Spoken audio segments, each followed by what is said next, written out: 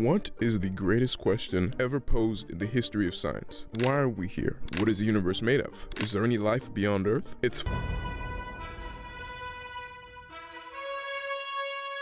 Due to the strong censorship in the beginning of YouTube videos, for the next insert time here, all semblance of profanity will be bleeped out. To avoid monotony, I will insert different sound effects. Every time you hear one, Hey, listen! Please make sure to look on the screen for full context. I wish there was another way, but I'd like to get paid at some point for this. I'm entirely serious. It's but not just by itself. I can almost guarantee you that it's been included in every scientific question ever asked. The word is old, very old. It's one of the oldest surviving Germanic words in the English language. Its first documented appearance was in a poem written by a Scottish poet named William Dunbar. Be his Ferris, he walled, how fuck it, which, if you'll pardon my butchering of the phrase if I choose to include it, can be translated to, he would have fucked her. Surprisingly though, it appears in older Latin-based languages as well. In such poems as Flen Flis, which contain a phrase that translates to, they f***ed the wives of Eli. You can find it in Dutch as Folken, which translates to breed cattle, or in Swedish dialects, where it translates to push or strike. But the most recognizable usage to English speakers would be the Norwegian word fuka, which translates to copulate. Contrary to popular belief, it isn't the acronyms fornication under consent of the king or for unlawful carnal knowledge, because the concept of acronyms didn't form until the 20th century. The word gains its notoriety because of its adaptability. You can use it for anything. It's a verb, a noun, an adjective. It has multi-purpose usage, and the context depends on the words around it or whether you're using it on its own. The most popular version of the term, besides its use as a single entity, is what the f***, typically uses a pure expression of disbelief. The phrase has its power because it uses f*** as an intensifier. By the 19th and 20th century, what the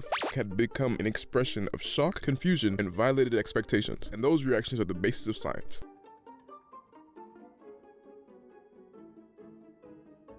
The standard version of the scientific method is taught like this: observation, question, hypothesis, experiment, analysis, and conclusion. The actual version is like this: see something that makes no sense, which translates to what the f, can't stop thinking about it, which translates to how the f did that happen, coming up with a possible answer, what if, testing it, let me find out how the f this happened. Results either confirming or destroying your theory can translate to no f***ing way I'm right, or what the f again, and publishing, which translates to look what the fuck I found. Every step of the scientific method maps directly back onto the original phrase, what the fuck. The scientific method serves as a curiosity procedure for when that question pops up. Science is the institutional nerd's version of saying, what the fuck. You think I'm joking? Let me give you some examples.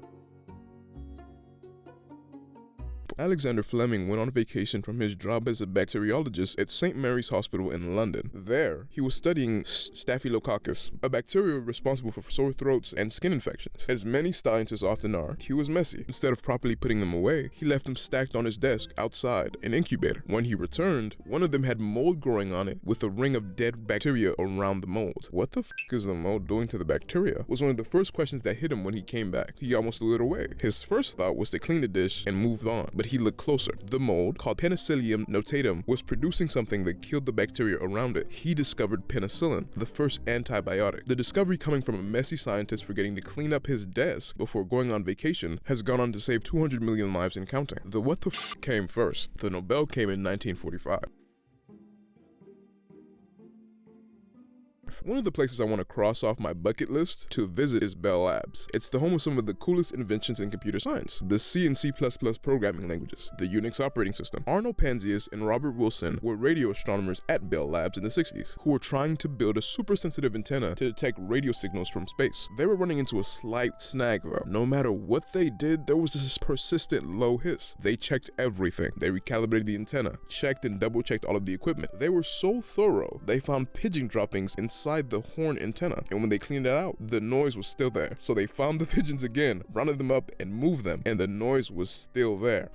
What the fuck is that noise? Came from a deep place of frustration. They tried everything, and the noise still remained. So they called up a cosmetologist from Princeton, as one does. You know what they told them? You guys are hearing the echo of the Big Bang. The antenna was picking up the afterglow of the universe being born, still ringing after 13.8 billion years. Penzias and Wilson were so annoyed at the sound of the birth of the universe that it got them the Nobel in 1978.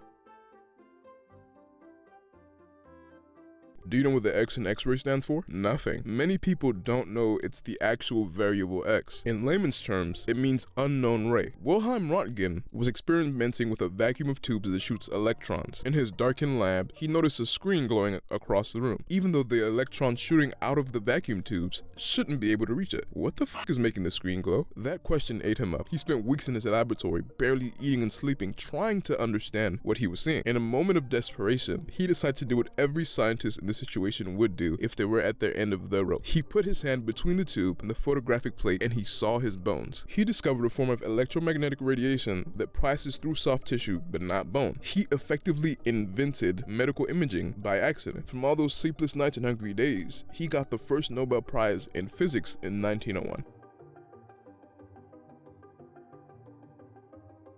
Since we're on the topic of physics, let's talk about our last case. One of the most famous experiments in physics requires firing electrons one at a time through two slits in a barrier. If electrons are particles, you should see two bands on the detector behind the barrier, right? So imagine the shock when you get a pattern you'd only see if the electron went through both slits simultaneously. What the f would probably be your first question. When you try to observe which slit the electron goes through, it stops making the interference pattern and it acts like a particle again. That means observation changes the behavior of the particle. The electron exists in all possible states until you look at it. Feynman called this the only mystery in quantum mechanics. Nobody has been able to fully explain it, so we're still in the what the f stage of all this, and sometimes it doesn't always get resolved. Science just gets better at describing it. Every one of those discoveries started the same way. Someone saw something wrong and asked what the f.